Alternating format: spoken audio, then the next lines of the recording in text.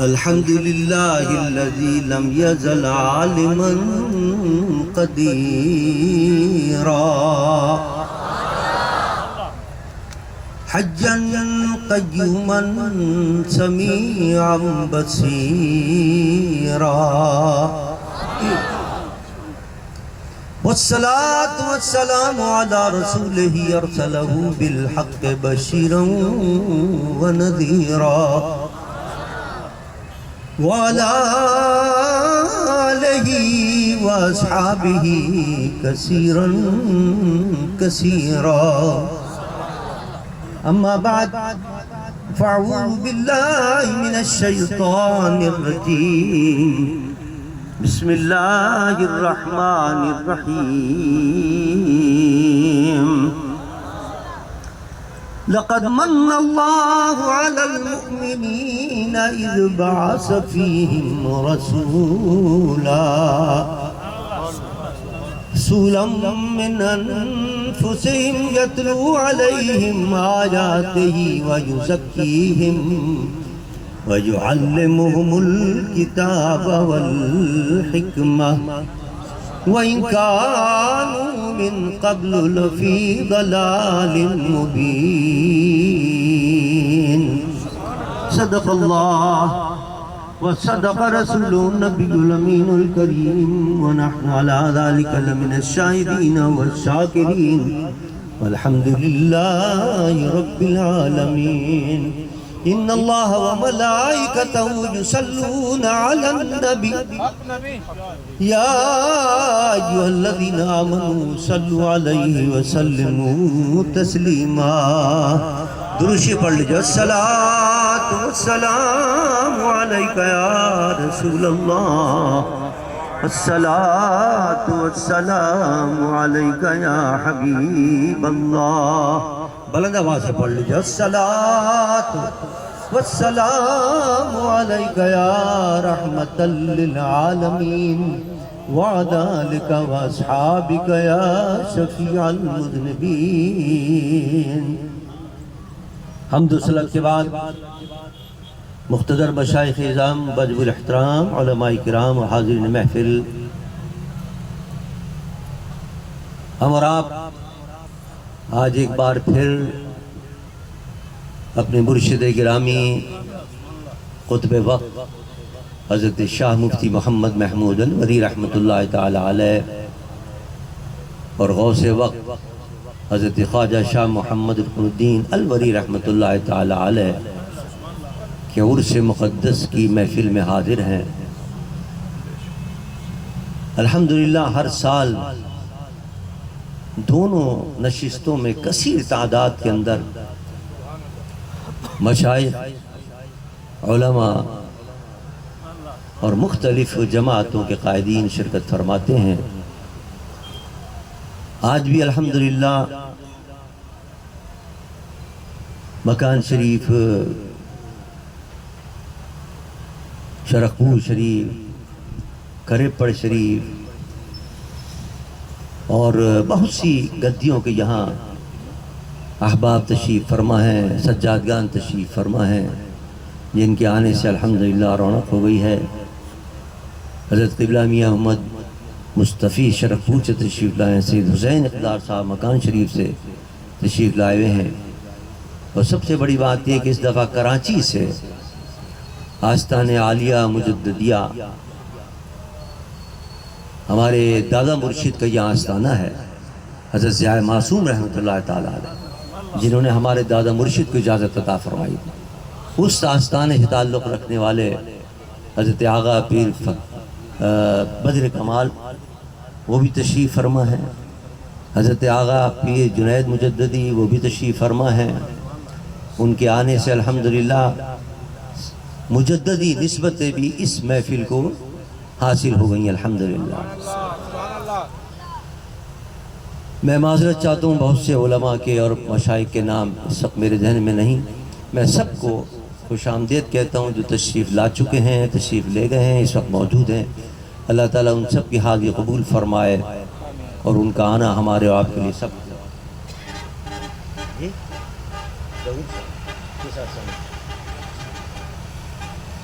ہاں حضرت سابقہ حکیم مشتاق احمد صاحب کے سجادہ نشین حکیم زہیر احمد صاحب دامد کا ہمارے حساب رحمۃ اللہ علیہ کے بڑے، ہمارے دادا مرشد کے بڑے لاڈلے اور چہیدے مریدوں میں سے تھے حکیم مشتاق احمد صاحب رحمۃ اللہ علیہ، جن کو ہمارے دادا مرشد ان کو جان اخلاص کہا کرتے تھے، روح وفا کہا کرتے تھے۔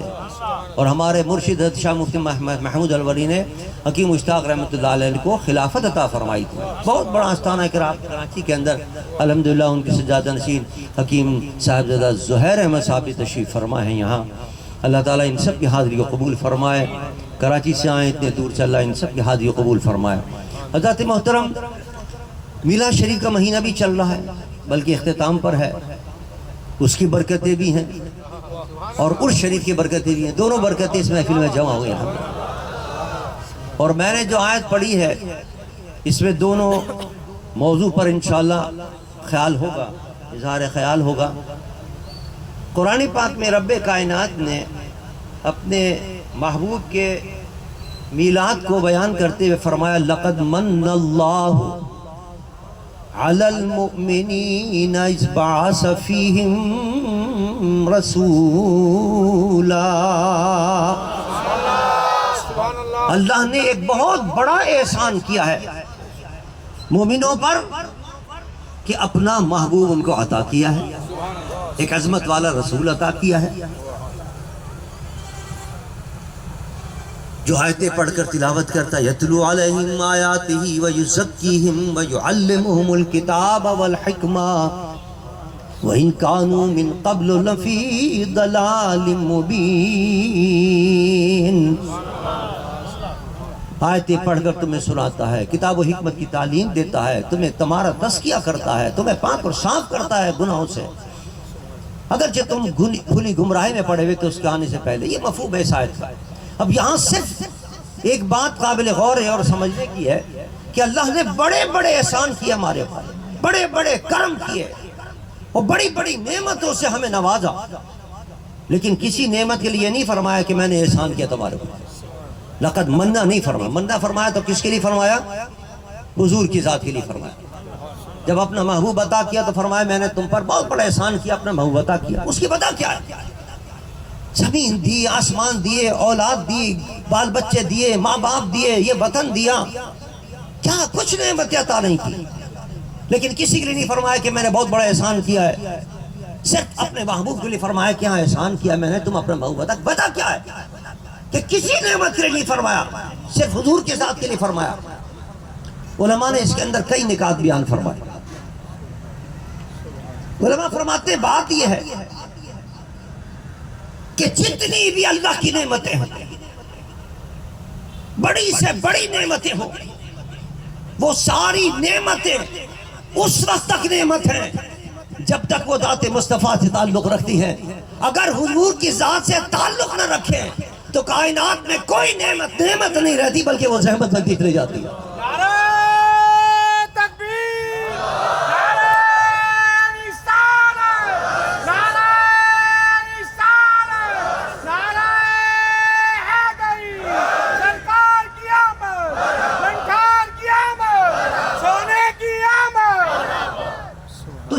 ساری نعمتوں کو نعمت بنانے والی صرف ایک ذات ہے محمد مصطفیٰ کی، اس لیے فرمایا کہ یہ میں نے احسان کیا ہے کہ ایسا عظیم ذات تم نے عطا کی ہے، ایسی عظیم نعمت عطا کی ہے کہ جس کے صدقے میں نعمتیں بنتی چلی گئی۔ اب میں آپ کو بتاؤں کہ دیکھیے اگر نعمت کی نسبت حضور کی طرف نہ ہو تو وہ نعمت نہیں رہتی، رحمت بن جاتی ہے۔ اب دیکھیے ماں باپ کتنی بڑی نعمت ہے، بہت بڑی نعمت۔ اگر ماں باپ نہ ہو تو ہم کیسے دنیا میں آتے؟ ماں باپ نہیں تو کون ہمیں پالتا؟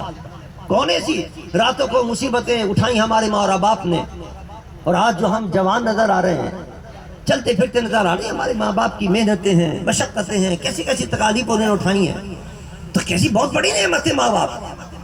لیکن یہ ماں باپ بھی اس وقت نعمت ہے کہ جب ذات مصطفیٰ سے اس کا نسبت اور تعلق۔ یعنی کیا مطلب؟ اللہ نے، اللہ کے رسول نے فرما دیا دیکھو اپنے ماں باپ کا ادب کرنا، اپنے ماں باپ کا احترام کرنا، اپنے ماں باپ کی خدمت کرنا، ان کو ایذا نہ پہنچانا۔ اگر تم نے ان کو ذرا سی بھی ایذا پہنچائی، اتنی سی ایذا، قرآن کی آیت سنیں، وَلَا تَقُلْ لَهُمَا اُفٍّ وَلَا تَنْهَرْهُمَا وَقُلْ لَهُمَا قَوْلًا كَرِيمًا۔ فرمایا ماں باپ کو اف بھی نہ کرنا، ایسے بات بھی مت کرنا، سخت لہجے میں بات مت کرنا۔ اگر ماں باپ سے اتنے بھی انداز سے تم نے بات کر لی، کسی سخت لہجے کے اندر ہی بات کر لی، ان کو ایذا پہنچ گئی تو جہنم کے اندر جاؤ۔ اللہ اکبر، یہ تو وہ نعمت ہے ماں باپ، اور اس ماں باپ کی وجہ سے ہم جہنم میں جا رہے ہیں۔ فرمایا ہاں انہی کی خدمت کرو، ان کو راضی کر لو، ان کے ہاتھ اڑ گئے تمہارے لیے تو تم سیدھے جنت کے اندر چلے جاؤ۔ اب یہ نعمت کیسے بنے کہ حضور کے ارشاد پر عمل کیا تم نے، اور ذات مصطفیٰ سے نسبت دے کر ان کا ادب اور احترام کیا، تو یہی تمہارے لیے نعمت بن جائیں گے ماں باپ۔ اور اگر ذات مصطفیٰ سے ہٹا لی ان کی نسبت اور ان کے مطابق عمل نہ کیا تو یہی ماں باپ تمہیں جہنم میں لے جانے والے بن جائیں گے، بجائے نعمت کی زحمت بن جائیں گے۔ حالانکہ بہت بڑی نعمت۔ پتہ چلا کہ اصل نعمت تو ذات مصطفیٰ ہے، اس سے جس کی نسبت ہو گئی وہ نعمت بنتی چلی جائے گی۔ اولاد بڑی نعمت ہے، بہت بڑی نعمت ہے، لیکن اس اولاد کو اگر تم نے حضور کے قدموں سے وابستہ رکھا تو یہی اولاد تمہیں جنت کے اندر لے کے جائے گی، اور اگر نسبت ختم کر دی، اس نعمت عظمیٰ سے تعلق ختم کر دیا تو یہی اولاد تمہیں جنت میں لے کے جائے گی۔ یعنی کیا مطلب؟ اولاد اللہ نے عطا کی، اس کی صحیح تربیت کرو، اس کو نماز کا پابند بناؤ، اس کو آداب سکھاؤ۔ حضور نے فرمایا اس کے اندر میرے اہل بیت کی محبت پیدا کیا کرو، میری محبت پیدا کرو، یہ کام ہے والدین کا۔ اگر ہم اپنی اولاد کی صحیح تربیت نہیں کرتے، ان کو صحیح عقیدہ نہیں بتاتے، حضور کی محبت دل میں پیدا نہیں کرتے، صحابہ کرام اہل بیت اطہار کی محبت ان کے دل میں نہیں ڈالتے، اولیاء کرام کی محبت نہیں ڈالتے، نماز کا پابند نہیں بناتے، اور وہ گمراہ ہو جائیں گے تو قیامت کے دن جواب تمہیں دینا ہوگا۔ آپ یہ نہیں کہہ سکتے کہ صاحب میں نے تو بڑی نمازیں پڑھی تھی، میرا عقیدہ بھی درست تھا، میں تو آستان علی الور شریف سے بیعت بھی تھا، لیکن تم نے اپنی اولاد کی تربیت کی ہے، اس کو دین پر لے کے آئے ہو؟ نہیں صاحب ان کو تو ہم نے کبھی نہیں کہا، وہ تو جہاں جاتا تھا چلے جاتا، جو مرضی آتی تھی اس نے عقیدہ اختیار کر لیا، جو کام چاہے کرتا رہتا تھا۔ وہ نماز کے لیے ہم نہیں کہتے تھے وَأْمُرْ أَهْلَكَ بِالصَّلَاةِ وَاسْتَبِرْ عَلَيْهَا، ہم نے نماز کے لیے نہیں کہا، ہم نے ان کے اعمال کی طرف توجہ نہیں دی، ہم نے ان کے عقیدے کی توجہ نہیں دی، تو یاد رکھیے اس کے بدلے میں ہمیں جہنم میں جانا پڑے گا۔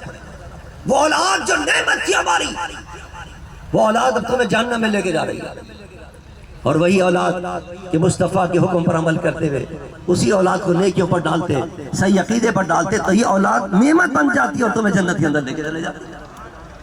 پتہ چلا کہ ذات مصطفیٰ سے جس کو نسبت ہوگی وہ چیز نعمت بنتی چلی جائے گی۔ شاعر کہتا ہے کہ تمہارے آستان سے جس کو نسبت ہوتی جاتی ہے، حضور کے آستان سے نسبت دے دو ہر چیز، تمہارے آستان سے جس کو نسبت ہوتی جاتی ہے، اسے حاصل زمانے بھر کی رفعت ہوتی جاتی ہے۔ ذات مصطفیٰ حضور کے آستانے سے نسبت دیتے چلے جاؤ، دنیا دین دونوں جہاں کے اندر عزت ہے، عظمت ہے، رفعت ہے، تمہارے قدم چومتی چلی جائے گی۔ مال اولاد دیکھ لیجئے، مال دیکھ لیجئے، دولت دیکھ لیجئے، دولت بھی بڑی نعمت ہے اللہ کی، لیکن دولت کو حضور کے قدموں سے وابستہ رکھو، حضور کے دامن سے وابستہ رکھو، ان کے کہنے کے مطابق حاصل کرو، ان کے کہنے کے مطابق خرچ کرو۔ یہ نہیں کہ جس کا پیسہ چاہا اڑا لیا، جس کے چاہا جائیداد پہ قبضہ کر لیا، حلال آ رہا ہے تو وہ بھی صحیح، حرام آ رہا ہے تو وہ بھی صحیح، رشوت کا پیسہ آ رہا ہے تو وہ بھی صحیح، سود کا پیسہ آ رہا ہے تو وہ بھی صحیح، میراث اڑا لی اپنے بھائیوں بہنوں کی، سب کی، اکیلے کھا گئے، کسی کی زمین پہ قبضہ کر لیا، کسی ایسے چو سے تعلق ہو گیا، زمینوں پہ قبضہ کر لیا، کسی بڑے افسر سے تعلق ہو گیا، کسی کی جائیداد پر قبضہ کر لیا۔ یاد رکھو یہ دولت بڑی قیمتی چیز ہے، لیکن یہی اولاد تمہیں جہنم میں لے کے جا رہی ہے۔ پھر خرچ کرنے کا وقت آیا، حاصل تو تم نے نیکی کے طور پر کیا تھا، حلال کمائی تھی، لیکن کیا اس کی زکوٰۃ ادا کیا تم نے؟ کیا عشر ادا کیا ہے اپنی فصلوں کا؟ نہیں کیا، تو یہی مال تمہارے لیے جہنم بن جائے گا۔ حضور فرماتے ہیں قیامت کے دن یہ مال جس کی زکوٰۃ ادا نہیں ہے، عشر ادا نہیں ہوگا، یہ اژدہا بنا دیا جائے گا اور تمہارے گلے میں ڈال دیا جائے گا، تمہاری بانچوں کو کاٹے گا اور کہے گا میں وہی تمہارا مال ہوں جس کی تم نے زکوٰۃ ادا نہیں کی تھی۔ تب بتائیے کتنی بڑی نعمت ہے یہ مال اور دولت، اور یہ زحمت بن گیا، یہ نعمت نہیں رہی، یہ اژدہا بن گیا، اس لیے کہ اس مال و دولت کو تم نے ذات مصطفیٰ سے وابستہ نہیں کیا، حضور کے ذات سے، حضور کے دامن سے وابستہ کر دیتے تو یہ نعمت بن جاتا۔ تمہارے آستان سے جس کو نسبت ہوتی جاتی ہے، اولاد کو بھی نسبت دو حضور کے آستان سے، اپنے ماں باپ کو بھی نسبت حضور کے آستان سے، اپنی مال و دولت سب کو دامن مصطفیٰ سے وابستہ کرو۔ تمہارے آستان سے جس کو نسبت ہوتی جاتی ہے، اسے حاصل زمانے بھر کی رفعت ہوتی جاتی ہے۔ یہی حال مرشد کا ہے، مرشد بھی اللہ کی بہت بڑی نعمت ہے، لیکن مرشد تو دیکھو اس کو حضور کے دامن سے نسبت بھی ہے یا نہیں ہے؟ اگر ہے نسبت تو بے شک یہ بہت بڑی نعمت ہے اللہ کی، لیکن آج ہم ایسے مرشد بنا لیتے ہیں، نہ نماز کے، نہ روزے کے، نہ ان کا صحیح معنوں میں شجرہ صحیح ہوتا ہے، نہ اتصال ہوتا ہے ان کا، حضور کے سے نسبت ہی نہیں ہوتی ہے، حضور کی کسی سنت پر عمل، سنت تو بہت دور کی بات ہے، نماز بھی نہیں پڑھتے، بس دو چار کسی نے گالیاں دی، ننگ ملنگ ہو کے بیٹھ گئے، اور ہمارے اتنے کچے عقیدے کے لوگ ہیں، اس نے کہہ دیا میں ساڑ دوں گا تجھے، وہ جناب ڈر کے مارے بیٹھ گئے، صاحب بہت بڑا ولی ہے، خاک ولی ہے، اگر حضور کی اتباع نہیں کرتا، اگر نماز نہیں پڑھتا تو کوئی کرنے کی اس کی ضرورت نہیں ہے، کچھ نہیں کر سکتا وہ۔ ہاں اگر حضور کی اتباع کرتا ہے، نماز پڑھتا ہے، سنتوں پر عمل کرتا ہے، گناہوں سے بچتا ہے، وہ صحیح معنوں میں پیر ہے، اس کے دامن کو پکڑ لو، انشاءاللہ اللہ تک پہنچتے چلے جاؤ۔ الحمدللہ اللہ کا لاکھ لاکھ کرم اور شکر ہے، آج جس اولیاء کرام کے عرس کی تقریب میں ہم بیٹھے ہیں، اللہ کے مقرب ولی تھے وہ، اور ایسے ولی تھے کہ بڑے بڑے اولیاء کرام ان کو اپنا پیشوا مقتدی مانا کرتے تھے۔ سندھ کے بہت بڑے ولی کامل گزرے، حضرت پیر حسن جان سرندی رحمت اللہ تعالیٰ علیہ، مجدد کے خاندان کی چشم و چراغ تھے وہ۔ جب حضرت شارق الدین کا، ہمارے دادا مرشد کا انتقال ہوا، اس وقت ہندوستان پاکستان ایک تھا، یہاں سے انہوں نے خط لکھا، اور خط کے اندر لکھا شمع محفل نشبندیاں عزمیاں برخاست۔ آج حضرت شارق الدین نہیں اٹھے ہیں، بلکہ پورے دنیا کے اندر جہاں جہاں نقشبندیوں کی محفل جمع ہے، اور جہاں جہاں نقشبندیوں کی محفل سجی ہوئی ہے، اس محفل کا چراغ تھے شارق الدین، وہ ہم سے اٹھ کے چلے گئے۔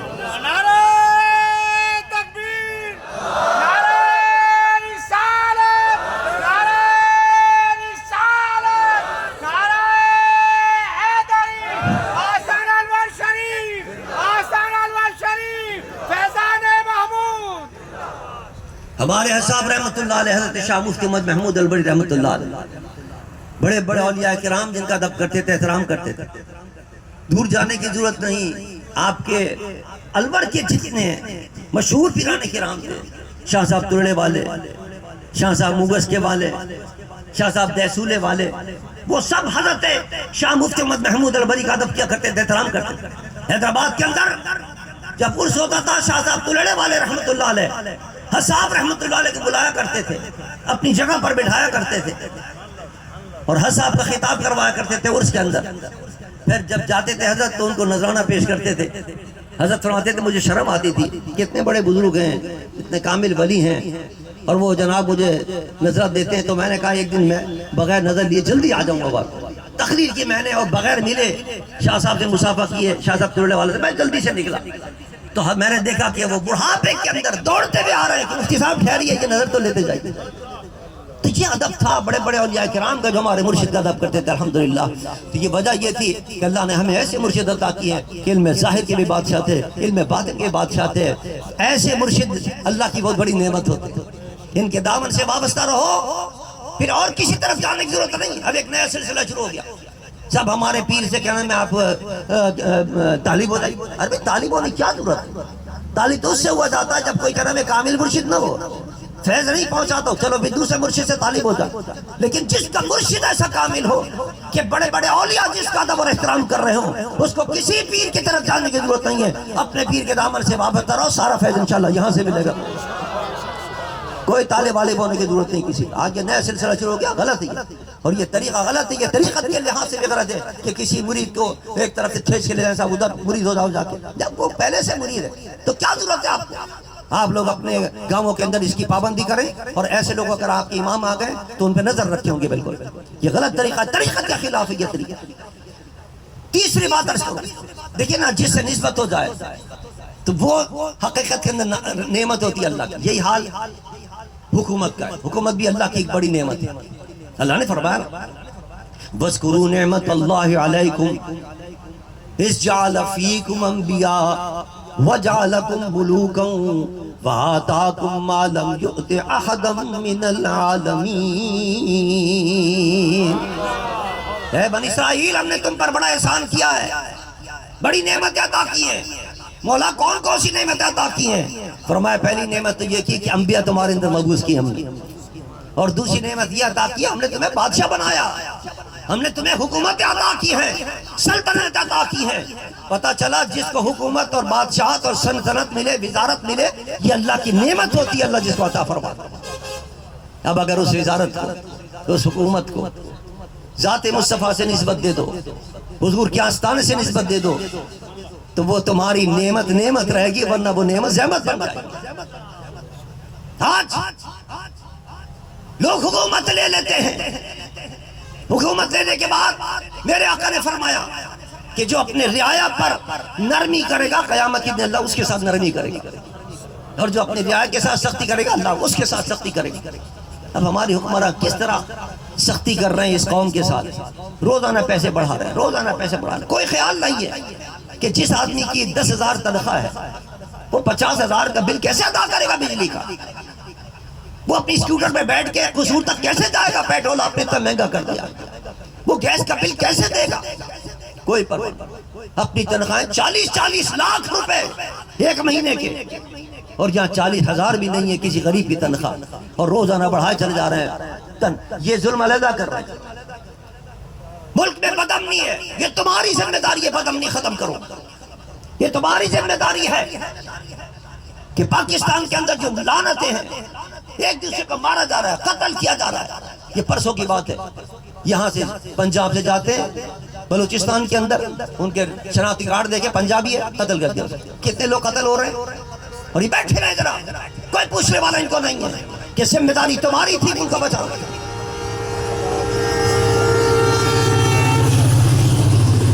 اس ملک کے اندر دہشت گردوں کو پکڑو، اس ملک کے اندر اسلام کا نظام نافذ کرو۔ یہاں تو الٹا معاملہ ہے، اسلام کے خلاف احکامات آ رہے ہیں۔ آپ نے دیکھا سپریم کورٹ کے چیف جسٹس صاحب نے جناب قادیانیوں کے حق میں فیصلہ سنا دیا، لیکن الحمدللہ عاشقان مصطفیٰ پورے پاکستان کے اندر کھڑے ہو گئے، احتجاجی مظاہرے شروع ہو گئے، ماننا پڑا، ان کو بلانا پڑا۔ جن چند علماء کو بلایا، الحمدللہ اس میں سے یہ آپ حضرات کے آستانے کو اللہ نے یہ اعزاز عطا کیا ہے کہ ہمیں بھی الحمدللہ انہوں نے بلایا۔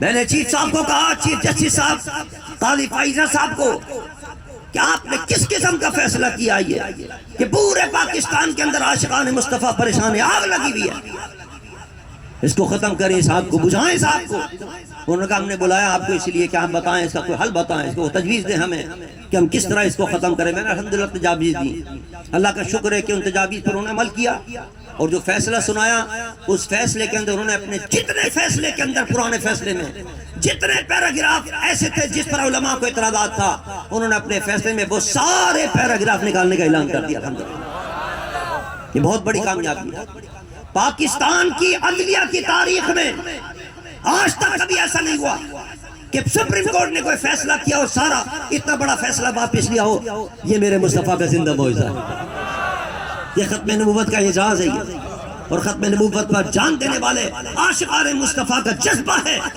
کہ جس نے ایسے چیف جسٹس کو بھی سر جھکا دیا کہ جس کی لوگ شکوے شکایت کرتے رہتے ہیں کہ صاحب چیف جسٹس صاحب تو اتنا مغرور ہے، نہ کسی وکیل کو چھوڑتا ہے، نہ کسی جج کو چھوڑتا ہے، نہ کسی مولوی کو چھوڑتا ہے، نہ کسی جناب سیاسی لیڈر کو چھوڑتا ہے. لیکن الحمدللہ یہ نبی کا معجزہ تھا اور ختم نبوت کا اعجاز تھا کہ وہ جب بھی علماء سے بات کر رہے تھے تو کہہ رہے تھے کہ بھائی ہم تو خادم ہیں اور ہم سے غلطی ہو سکتی ہے، ہم نے آپ کو اس لیے بلایا کہ آپ ہماری اصلاح فرما دیجیے. یہ اعجاز ہے اور ان کو پتہ ہے کہ ختم نبوت کا مسئلہ بڑا حساس مسئلہ ہے. حدیثان ایمان اب بھی انہوں نے کہا کہ فیصلہ میں نے سنا دیا لیکن تفصیلی فیصلہ ابھی جاری کروں گا میں، اور یہ مجھ سے بھی وعدہ کیا اور جتنے ماں بیٹھے ہوئے تھے ان سب سے وعدہ کیا کہ میں جلدی فیصلہ سناؤں گا اس کا چند دنوں کے اندر. لیکن افسوس یہ کہ چند دن سے زیادہ ہو گئے لیکن ابھی تک انہوں نے فیصلہ نہیں سنایا. حدیثان ایمان شکوک و شبہات بڑھتے جا رہے ہیں کہ چیف جسٹس صاحب کا کیا مقصد ہے، آخر کیوں نہیں فیصلہ سنا رہے ہو؟ کہیں پھر کوئی دباؤ تو نہیں آ رہا، اور اس دباؤ کے تحت کہیں وہ پھر قادیانیوں کے حق میں کوئی فیصلہ تو نہیں کرنے والے. لیکن یاد رکھیں چیف جسٹس صاحب سن لیں، وہ دیکھ چکے ہیں عاشقان مصطفیٰ کے جذبات کو، ان کے موڈ کو، اور ان کو پتہ ہونا چاہیے فیصلہ وہ صحیح کریں، قرآن و سنت کے مطابق کریں. اگر انہوں نے آئین کے مطابق اور قرآن و سنت کے مطابق فیصلہ نہیں کیا تو لاکھوں عاشقان مصطفیٰ انشاءاللہ ڈوڈوں پہ آئیں گے اور اپنی جانوں کی قربانی دیں گے، لیکن اس آئین میں اور اس قانون میں کوئی حرف نہیں آنے دیں گے انشاءاللہ.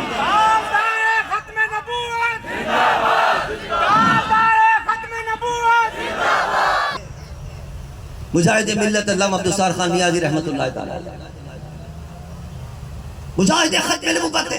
ختم نبوت کی تحریک چلی سن 53 کے اندر، پھانسی کی سزا ہو گئی، ملٹری کورٹ لگی، ملٹری کورٹ نے سزا سنا دی، اور جب کرنل سنانے آیا ان کو جیل کے اندر سزا، کرنل نے کہا عبدالقادر نیازی تم نے اس حکومت کی بغاوت کی ہے، تمہیں اس جرم کے اندر موت کی سزا سنائی جاتی ہے.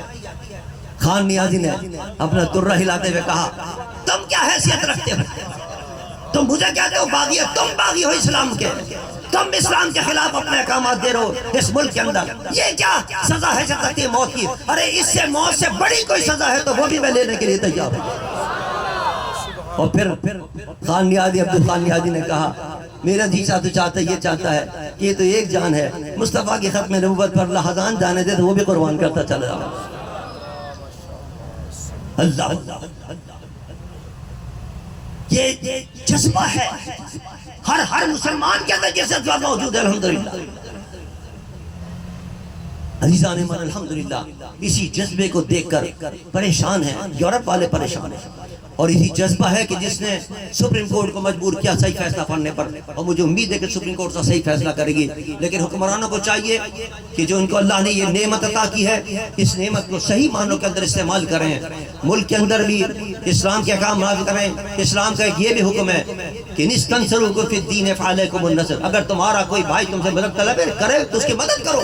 آج غزہ کے اوپر ظلم و ستم کے پہاڑ توڑے جا رہے ہیں، آج غزہ کے اندر 45,000 مسلمانوں کو شہید کیا جا چکا ہے، اس کے اسرائیل کے حوصلے بلند ہوتے چلے جا رہے ہیں. پہلے غزہ پہ تھا، اب لبنان پہ کر رہا، اب آگے بڑھتا چلا جا رہا ہے. یہ مت سمجھنا پاکستان کا نمبر نہیں آئے گا، سر چھپا کے بیٹھے ہوئے ہو، جب وہاں سے فارغ ہوگا اسرائیل تو پھر تمہاری طرف بھی آئے گا. اس کے گریٹر اسرائیل کے اندر حرمین کا نقشہ بھی ہے، وہ مدینہ منورہ مکہ شریف پر بھی قبضہ کرنے کے عزائم میں رکھتا ہے.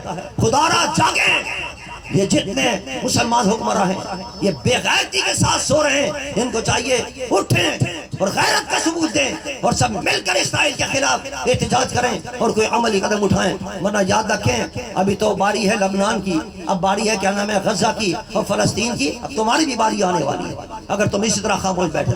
اللہ حکمران کو ہدایت دے، بالخصوص ہمارے پاکستان کے حکمران کو ہدایت دے کہ وہ تمام مسلمان حکمران کو جمع کر کے سمٹ کانفرنس بلائیں پاکستان کے اندر اور تمام مسلمان حکمرانوں کو جمع کر کے ان سے کہیں کہ آپ کوئی قدم اٹھائیے، عمل قدم اٹھائیے، تاکہ یہ جو مصیبت آ رہی ہے ہمارے پر آنے والی ہے مصیبت صرف غزہ کی مسلمانوں پر نہیں ہمارے پر بن جانے.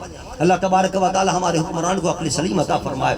عزیزان من الحمدللہ آپ نے تفصیلات سن لی ہیں کہ سائنسدانی کا فیض الحمدللہ